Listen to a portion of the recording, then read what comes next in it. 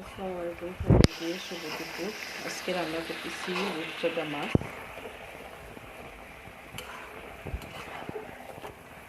এটা আমাদের ঘেরের শ্বশুর বাড়ির ঘেরের মাছ।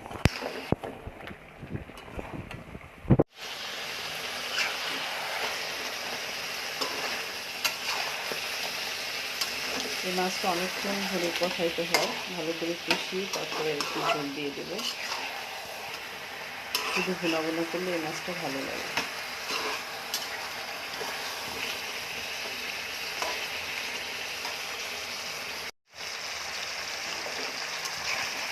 এই রূপচাঁদা মাছগুলি বেশিরভাগ কক্সবাজারে দেখা যায়, আর আমার শ্বশুরবাড়ি এলাকায় সাতক্ষীরায় ঘেরে হয়।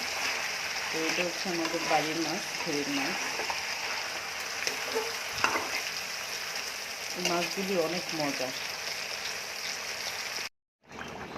আমার রূপচাঁদা মাছটা রান্না করা শেষ, ভুনা ভুনা করে ফেললাম। তো সবাই ভালো থাকেন। আসসালামু আলাইকুম।